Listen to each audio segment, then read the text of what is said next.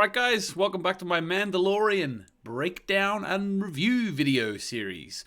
Today I'm going to be having a look at episode 6, The Tragedy. Sorry it's a little bit of a late upload, but we're coming towards Christmas now. Some more family time happening. I was actually around at my brother's house there, warming my hands, would you believe it, next to a Darth Vader fire pit. Ho ho ho, got me right in the mood for this video.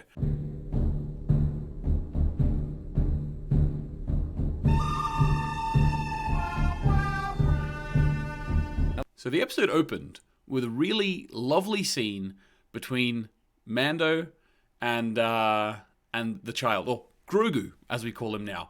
And to be honest with you, I knew something was going to happen to Grogu at some point. I actually thought Grogu was going to go missing or get taken at the last episode of the season. Makes me a bit hopeful that we'll have a bit of a happier ending to this season, perhaps. But that's what I thought was going to happen. I thought that Grogu was going to be taken at the very end in episode 8, and we'd have to wait till next year to see what happened to him and like how Mando's going to get him back. But no, it seems that now he's been taken, so hopefully in 2 episodes' time, that's going to be the big triumphant in getting him back. It's a little bit of a mirror of last season, I will say. Like last season, Grogu was taken, I believe, at the very end of episode 7.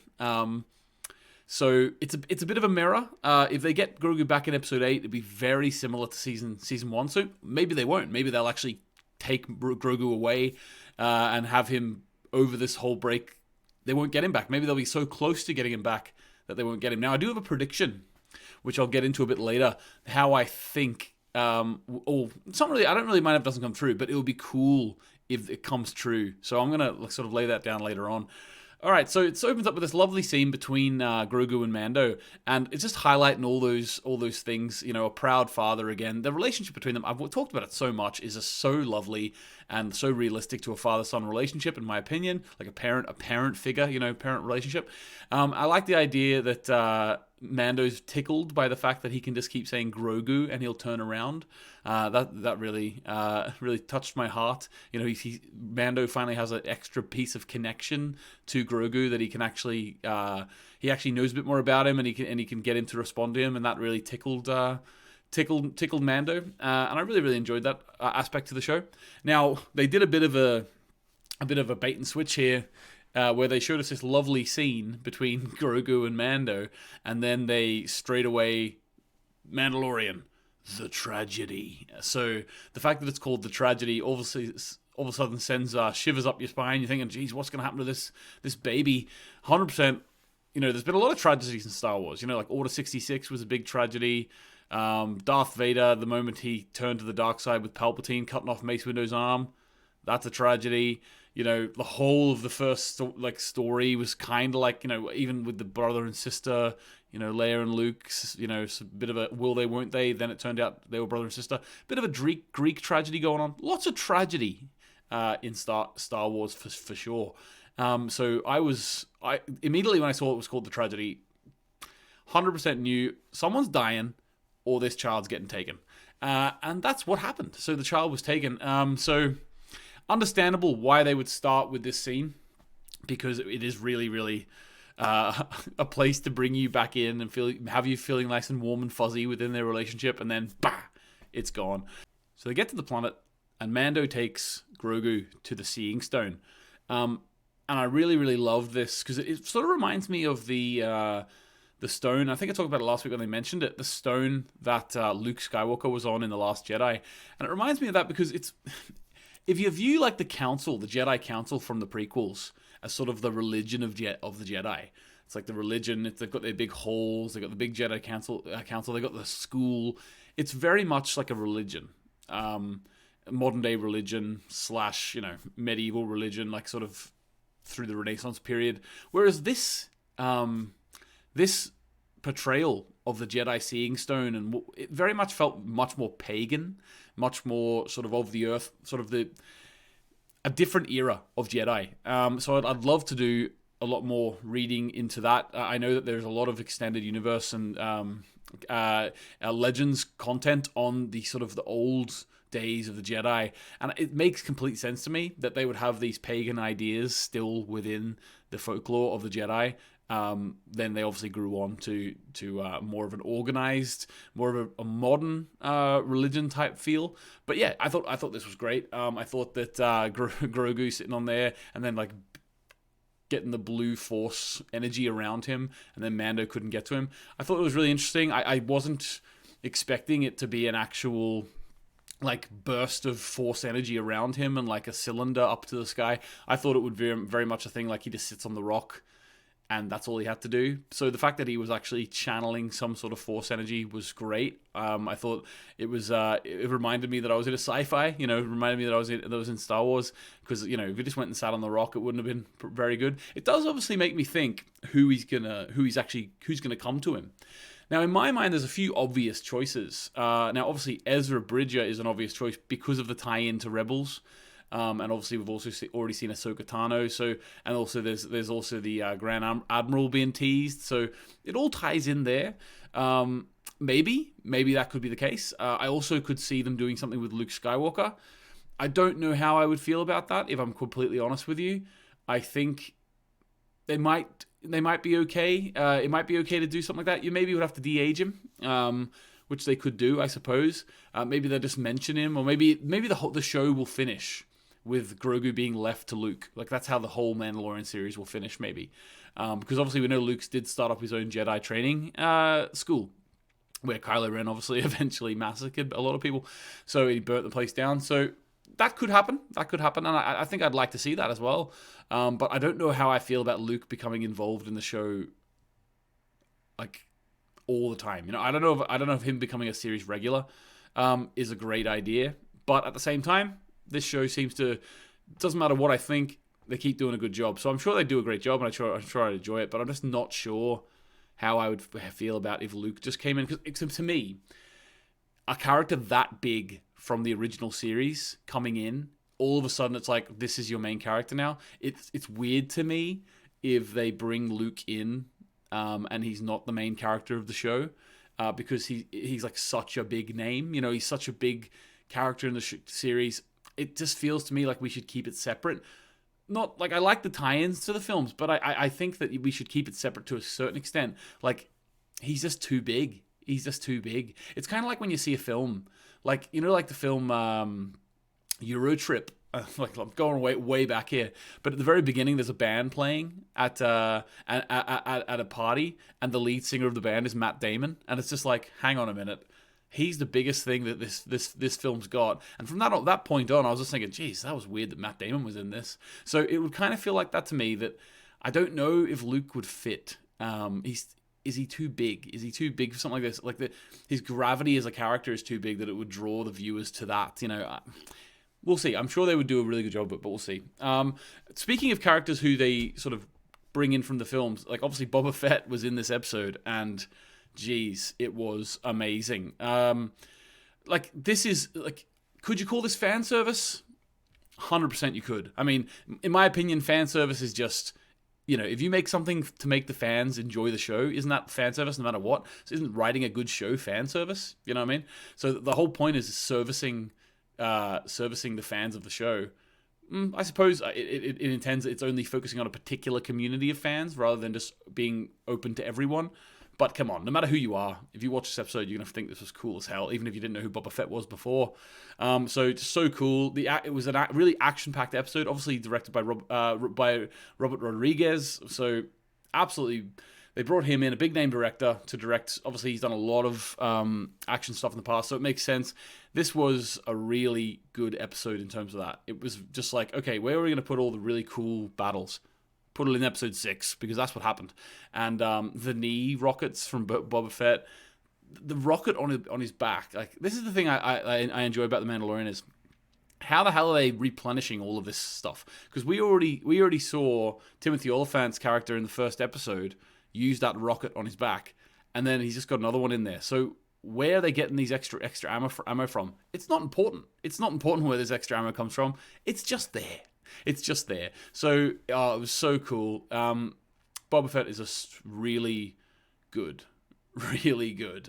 And obviously you have Fennec as well, who's a sniper. It was interesting to see her coming back in, because a lot of the fans were theorizing that actually it was Boba Fett's feet when he came over to Fennec at the end of the Gunslinger episode in the first season, and turns out that was true.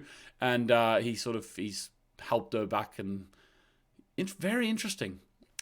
I will say one thing: his spaceship, the Slave One, did he just like park that and on Tatooine and then go, and then get eaten and like die, and then obviously we thought he was dead, came back to life, and then like 5, 6, 7 years later, just goes back over to where his ship was and says, "All right, let's go." Like, where was his ship? Who was holding his ship? Why wasn't his ship scrapped and salvaged and like sold, or where? It makes me really think like it's funny, like he hid it behind a rock or something, no one saw it for the whole time. Is what it is, but still pretty cool.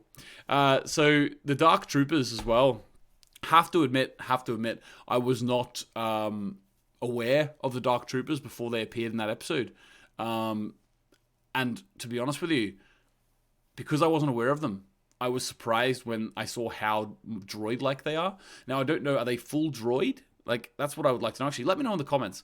Are they full droid, or are they actually... Because I thought they were going to be in some way biotic. Like, are they in some way... like living beings as well as droids? That's what I imagined, or that's what I thought they were going to be. But they come down and they take the child. In a moment where I just thought to myself, and I think everyone was thinking to themselves, use your jetpack, Mando. Use your jetpack. Was there one person who watched this episode that didn't think, use your jetpack? No, I don't think there was. Everyone was thinking that. But at the same time, he was panicking. His son, so to speak, was about to go missing. So he had to run as fast as he could, get up there and save him. Didn't save him. But I like this whole thing they've got going with Boba Fett now, where Boba Fett is sort of saying, well, I have to help you now because I pledged to keep him safe. So now, obviously, I didn't even mention the Razor Crest is gone. The Razor Crest disappeared. Disney was like, time to sell some more toys. They've sold enough of that one. They've made it iconic enough. That's going to be sold for a long time now. Let's make another one. So that's what I thought. And it's sad that that's so obvious that that's what they're doing. At the same time, they needed a way to propel the story. They needed a way to get Boba Fett into the story. If they're planning on Boba Fett and Mando teaming up for a bit, they needed to do that. Like, I don't think Boba Fett was going to, just come along in the Razor Crest when he had his own ship there. So it does make sense to me. It does make sense. But we'll see where they go. Is Mando going to get a new ship, or are they going to get him go and get a similar ship that's the same but have a different name? Interested to see what happens there. The fact that they're teamed up now, this is what led to me maybe thinking a bit of a little theories, right? So I'm thinking that because Boba Fett has now sort of come out as a Mandalorian in a way, because his father was a foundling, it makes me think that as they're fighting, Boba Fett is going to start... Like, Boba Fett's going to be like a mentor to Mando. And Mando's going to learn through him sort of like that it's okay to be this way or it's okay to be that way. I think we are going to witness in this show a growing of the Mando character, and he's going to grow to be more sort of general. I think he will by the end of the season have his helmet off more.